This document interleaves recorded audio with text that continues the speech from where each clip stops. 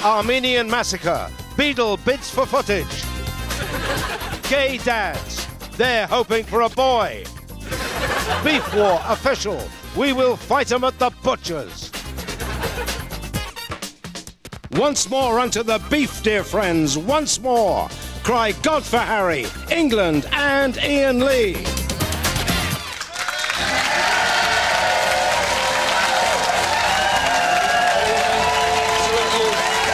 Good evening. Thank you. No, thank you. Hello and welcome to the 11 o'clock show. Stop this madness. When is it all going to end? I'll tell you when. It's when Monsieur Johnny, so-called Frenchman, and his bullying henchmen stop trying to force-feed our babies with their faeces-filled Frisians and their poo-pack porkers. Listen up, Luigi, or whatever you're called. We are a peaceful nation. Just ask any Kraut, Serb or Argy. Yep, Britain is a peaceful nation, hard but fair. But push us too far and we will strike back faster than you can eat a horse. Now, in your own time, we've got plenty of time. Look at this, The Sun. Nothing sums up the British mentality better than this headline. We don't want war, but France is wrong. That's it in a nutshell. Simple, simply done. Two facts. War is stupid, France is wrong. The whole concept of France is wrong. Even your stupid flag is wrong. Right colours, wrong design. The Sun has also kindly printed the same message in French. This is true. This is absolutely true. Nous ne voulons pas la guerre, mais la France a tort. Notice that it takes the French 3 more words than us to say exactly the same thing. Which is why we always beat them in wars, of course, because by the time they've managed to say, get your guns, the British are coming, we're in Paris sleeping with their sisters. So listen up, Sanchez. If it wasn't for our boys, you'd be speaking German. Patriotic viewers, I urge you to join me. Are you with me? Yeah! Yes, then please welcome a girl who would never be boned by a bitcher, Miss Daisy Donovan.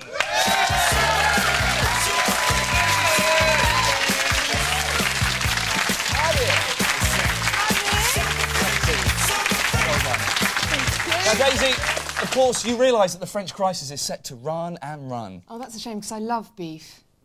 Man beef. Daisy, tell us what's coming up in tonight's show.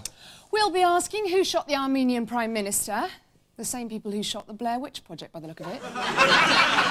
Maybe Armenian TV should have called in this man, Death Wish director Michael Winner. He'll be talking to us later. And our very own fun-loving criminal, Ali G, is back, and this time he's doing America. Is it true, looking back now, that Reagan and Thatcher was actually doing it? Is that really true? Doing it? For real? Now here's the headlines. As the beef war continues, the hideous truth behind France's mucky farms is revealed in this ghastly footage, which shows a sexually frustrated French farmer checking a piglet's suitability for a forthcoming internet porn clip. News of the Armenian massacre now. The Prime Minister was a former PE teacher, so it made a change for someone to make him do it in his pants. The Prime Minister will be remembered for his last words. I refer the honourable gentleman to the flesh wound I received moments ago. It was announced today that 2 gay men will become surrogate fathers to twin girls.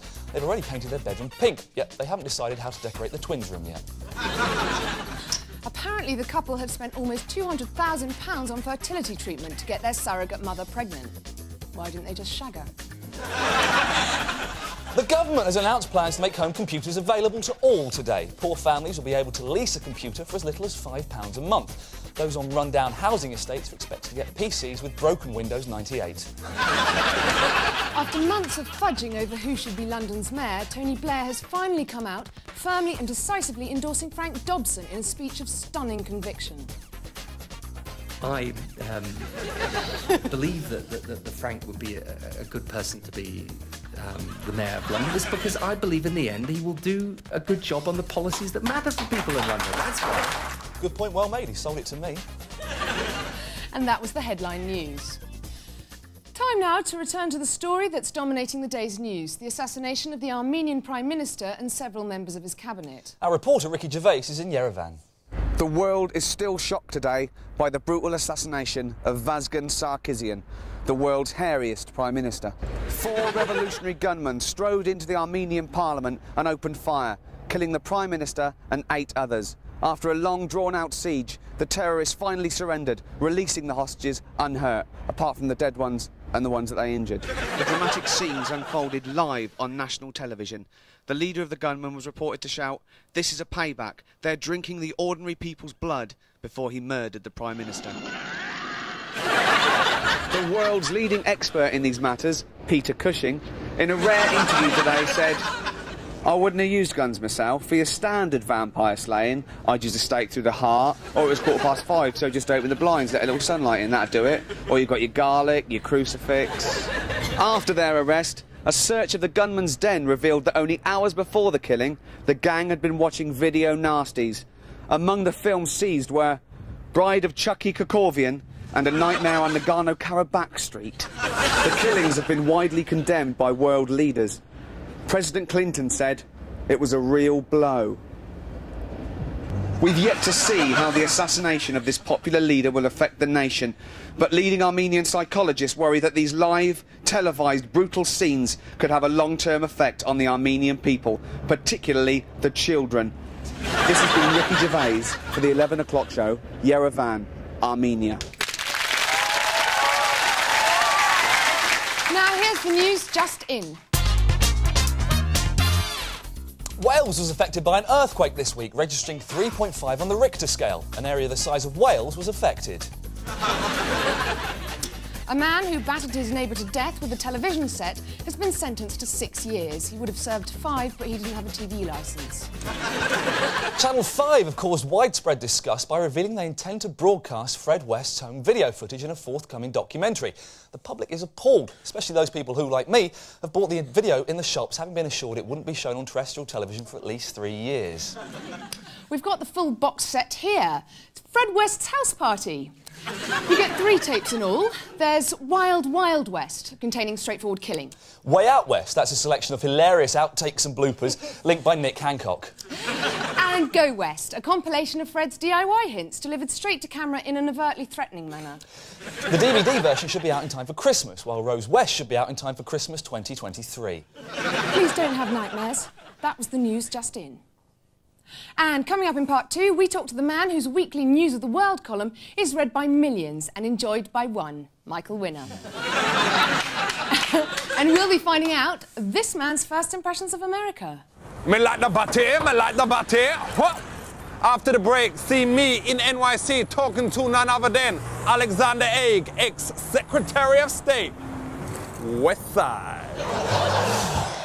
But before that, it's time to find out who the people think should be the Mayor of London. But not just any old people. Tonight we'll be listening to the ones we normally ignore. But which will it be?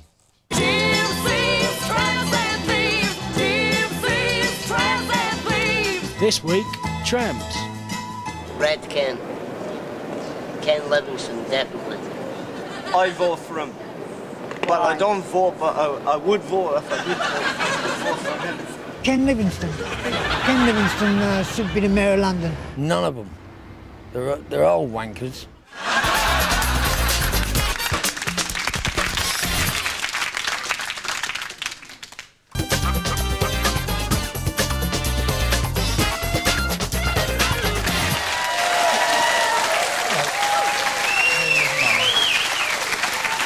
Welcome back to the 11 o'clock show. Now it's time for showbiz news.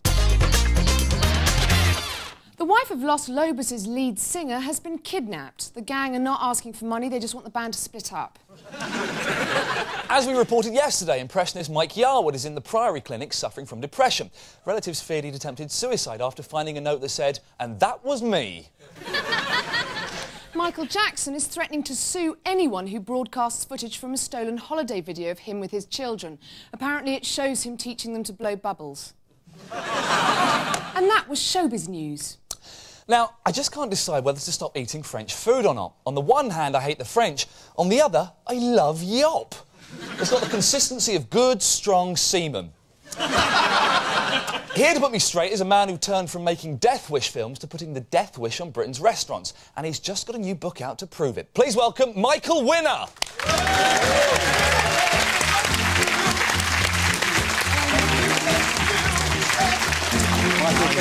Sit down, please. How are you? Right. Michael, it's good to see you. Now, you've just released a book based on your Sunday Times column called Winner's Dinners. We've got it here. What qualifies you to be a restaurant critic? Well, nothing really. Oh, all right, that's fair But you know, every person who eats in a restaurant is qualified to be a restaurant critic. They know what they like, they know what they're having, they know if the waiter's charming or they're dealt with snootily. So, you know, I certainly can't... I can't tell you how the sauce is made. Andrew Lloyd Webber said to me rather snootily, he said, I don't think you're a real foodie, Michael. He's not, but I'm a glutton, you know. Andrew Lloyd who? Never mind that. I once found a pube in a burger in a restaurant. It's true. Did you complain? No, I didn't complain. I ate it. Did you thank them? Yes, I did. I gave them a big tip. Now, I want to talk about your book, because you not only wrote the words in it, but you're also an accomplished artist, and you did the pictures, didn't you? Well, I'm not an accomplished artist, that's for sure. Oh, you are? Let's have a look at but this. But they're funny, I think. They're energetic. Look, that's great. It's brilliant. Now, have you ever been tempted to exhibit your pictures? Well, I haven't really been tempted. I haven't got enough courage for that yet. But I've got a big drawer full of them, that's for sure. Oh, you should think Anyone about wants it. them, just write. I'll send you one, I promise. Well, I don't think the postman will be too busy, but... Now, in the light of the ongoing beef crisis, Anthony Roll-Thompson has cancelled all French products from his menu. So, as a food lover, what do you feel about this French beef? Well, you know, the French are a terrible pain in the arse. They always break the rules. You know, the country is run by farmers. It's not run by the government. Anything happens, the farmers get in tractors and set fire to things and block roads, and the government caves in. So, you know, anything we can do against the French at the moment, I approve of, really. Quite right. Fair enough. Yeah, solidarity. Hang on, that's Polish. Now, as a filmmaker, you've been on the receiving end of some of the critics' bile. Your last movie, Parting Shots, was described in the press as the worst film ever made. How do you do it time after time?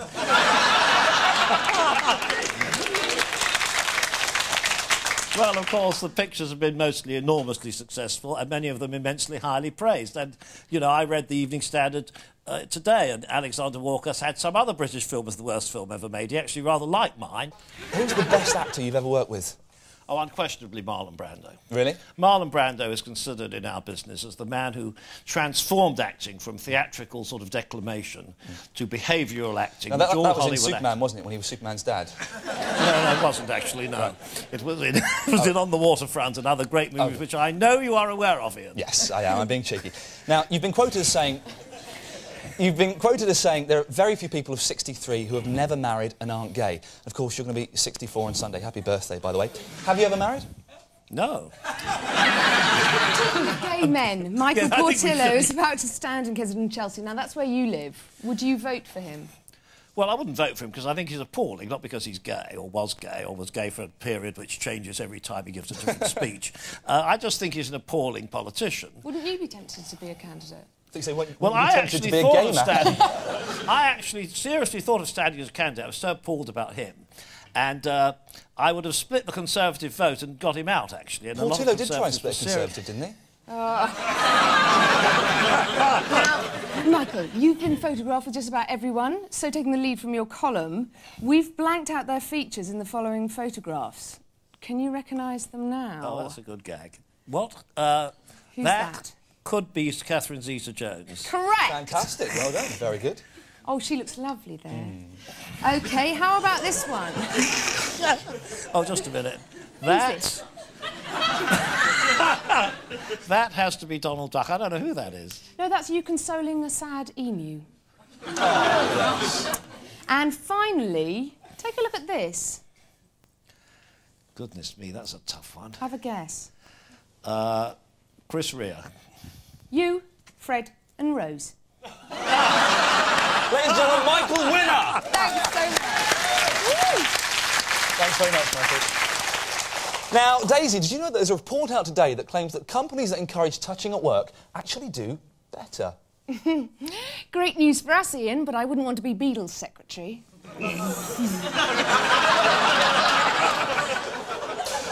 But what do the great British public make of it all? I went out to get a feel from some Londoners, and here's my special report.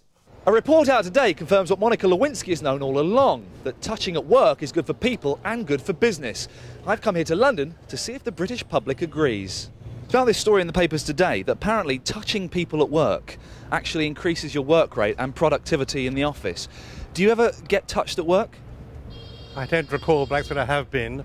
Would a touch like this be acceptable in the workplace? No. I wouldn't have thought so, no. Because I'm... Too close. This is too close? Too close, yeah. Would a touch like this be acceptable? Yeah, I should think so. Does that make you feel good or...? Well, it wouldn't bother me, put it that way. Supposing I was touching you like this, but I had a noticeable erection.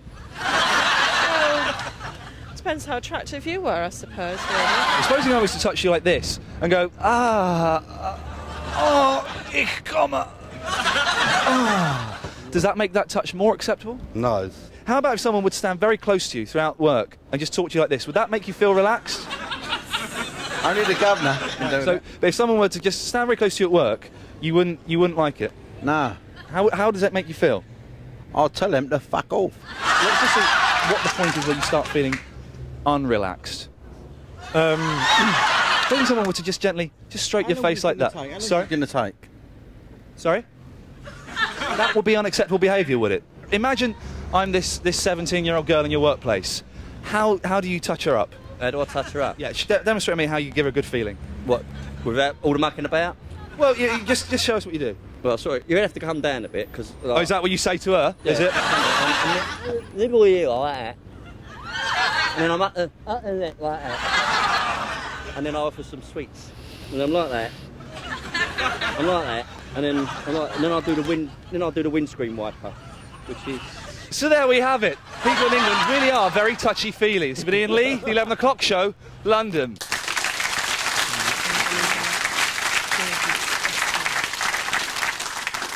Now time for more news just in. Japanese scientists have invented a mobile phone that can be used by people to speak to their pets. We got hold of a prototype of the phone and tried it out. We did call a dog, but he said, "I can't hear you, I'm in a kennel." Religious groups are threatening to boycott the controversial new play Corpus Christi, in which Jesus is portrayed as a gay man. Of particular concern is this scene, in which the Son of God encourages the disciples to stare directly at his nuts.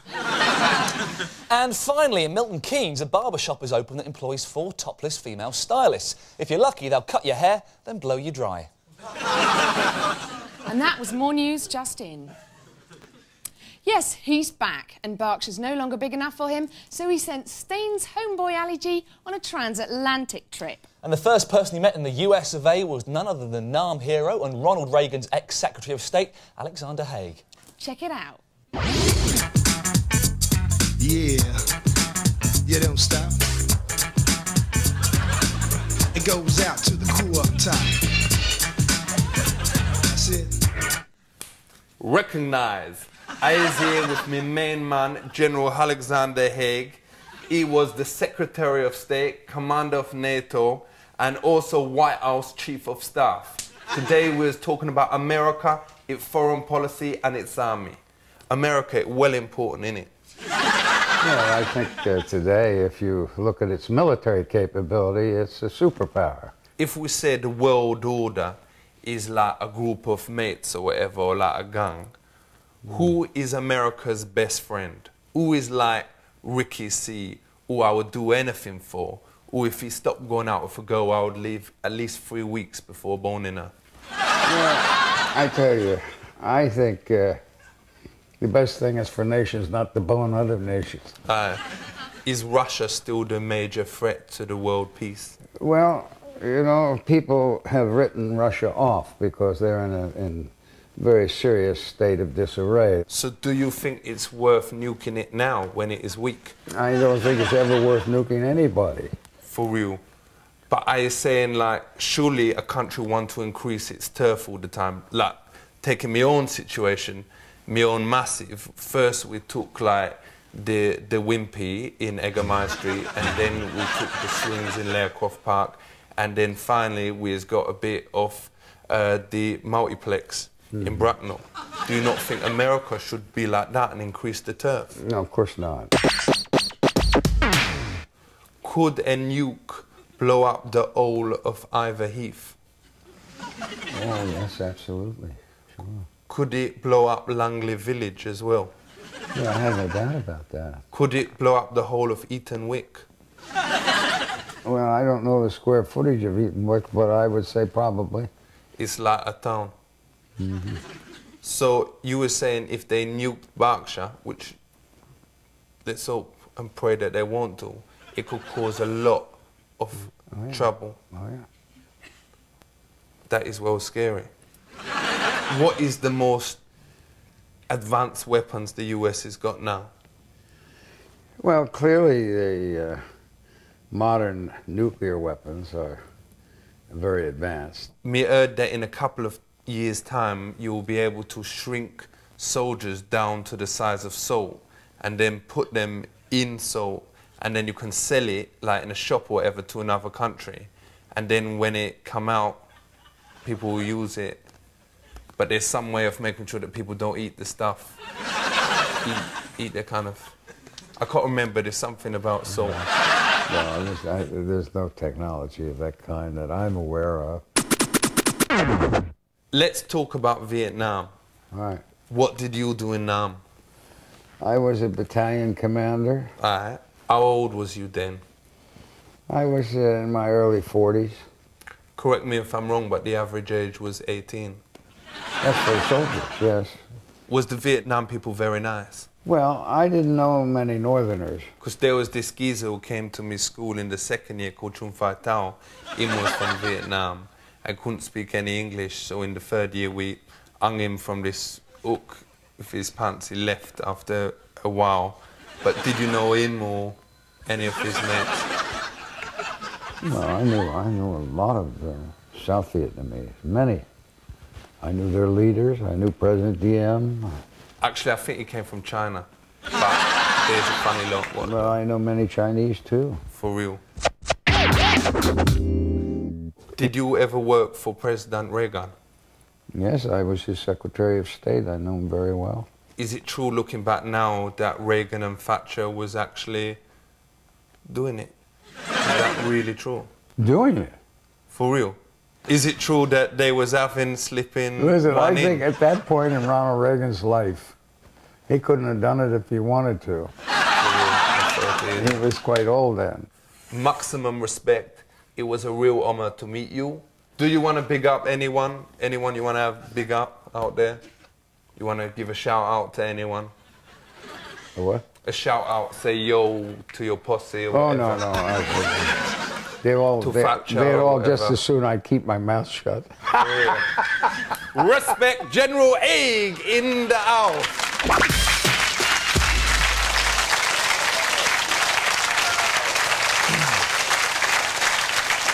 Very nice.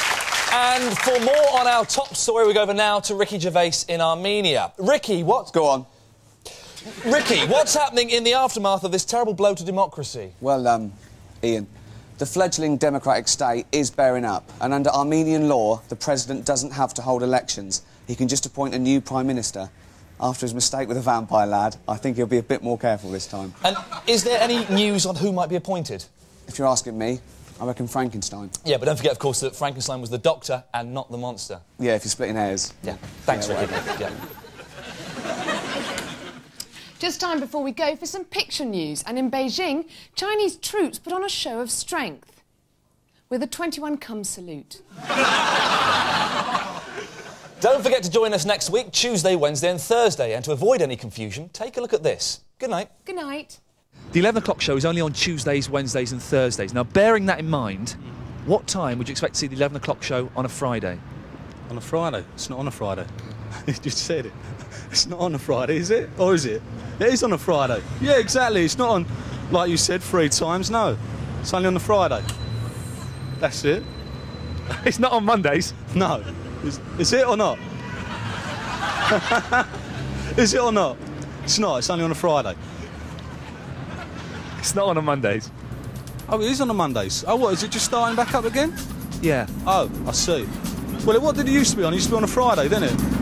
Tuesday, Wednesday, Thursdays. Oh, did it? Oh, I didn't know that. It's not on Mondays.